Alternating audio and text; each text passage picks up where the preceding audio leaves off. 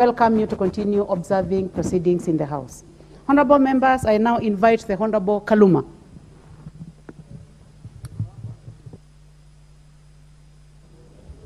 I thank you, Honorable Speaker. Honorable Speaker, I stand to support this motion in parts and oppose the motion in several parts.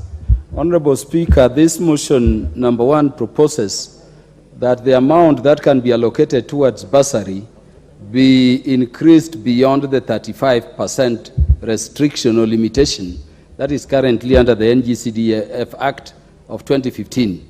Honorable Speaker, I agree and support that part.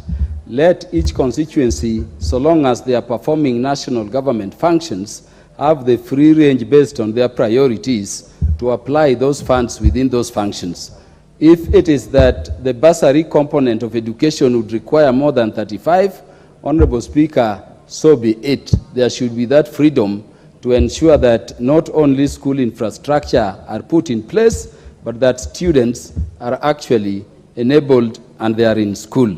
Honorable Speaker, I also support the prayer number 3, which is to the fact of requesting this House to resolve that government revises the capitation per student in primary schools from the current 1,420 shillings per year to at least 7,760 per year, being the minimum optimal capitation, factoring the new CBC education system and the prevailing high cost of living. Honorable Speaker, CBC has come, and I agree with my colleagues. There are very high cost ramifications. We debated the matter of CBC before. The kind of uniform the students at CBC level, more so junior secondary, are being required to wear, the change in the facility needs, and even the infrastructure needed has increased. So indeed, if we are going into this new curriculum, there should be increased capitation from government to sustain it. And that I agree with. Let me say, Honorable Speaker, that even as we urge increase, let us also as a House push very hard that the government ensures that these monies are remitted to the schools in time. Honorable Speaker, we have national exams, particularly Kenya National Examination, KCSE, Kenya Certificate of Secondary Education Examination, coming just in a few weeks' time. And across the nation, students have been sent back home for fees. And I've seen people, even on Twitter, even on social media, condemning teachers. But teachers are in a situation where they cannot manage the schools. They are at pains having students in school waiting for exams being prepared without food. And as parents, or people standing in as parents with these students, they don't know what to do with them. The fact of the matter is that the capitation, even at the level of secondary education, honorable members, is some 22,000 shillings and some hundreds on it. So far, the academic year is ending, but the Ministry of Education has only disbursed half that money, actually barely 11,000. So I've had teachers, even from my place, asking me, Kaluma, you are pushing for your students to be in school, but you are not able to keep students we cannot feed. Let us urge the Ministry of Education, and we budgeted for these monies, that money is being available, and money is available, Honorable Speaker. Let us stop this pretense that money is not there. I work in the Security Committee, and I've supervised even how much money we collect on the e-platform. Last month alone, we did over 199 billion shillings on the e-platform alone. Let us have our priorities right. Let us not just push for capitation to be increased, but as a parliament, push that once these capitations are increased, money is actually available to the school managers to be able to use the money.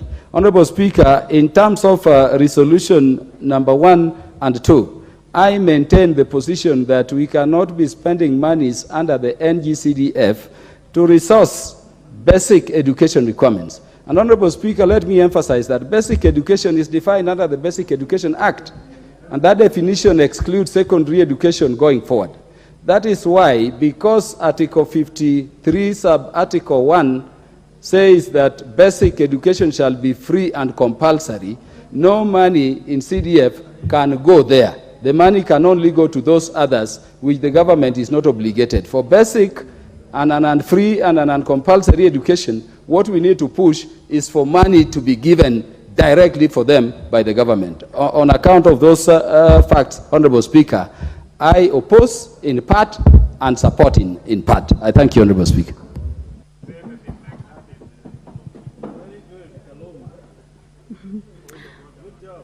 What is out of order, Honorable Dr. Pukose? And please bear in mind that the Honorable Kaluma has already concluded. I know, Honorable Speaker.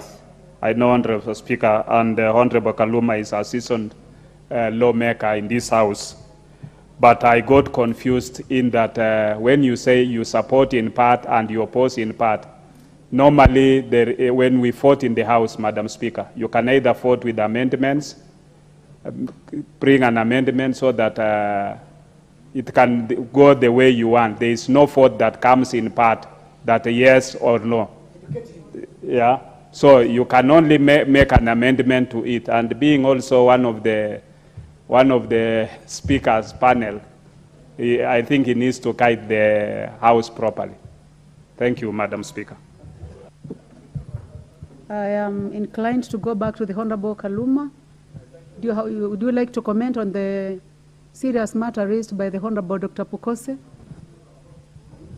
Yes, Honorable Speaker, we are of course not dealing with a bill or voting. We are contributing to a motion. We'll be voting on it later. But for clarity, Honorable Speaker, and for good order in the House, let me say I support with those reservations. Thank you very much, Honorable Kaluma, and thank you very much, Honorable Dr. Pukose, also for raising that. Honorable members, I do not see the Honorable Indikiri Mugambi in the House. Is next on this. The next one will be the Honorable Johanna Ngeno, Emukuru Dikri. Honorable members, I'm very keen. He made contribution on the constitutional matter that had been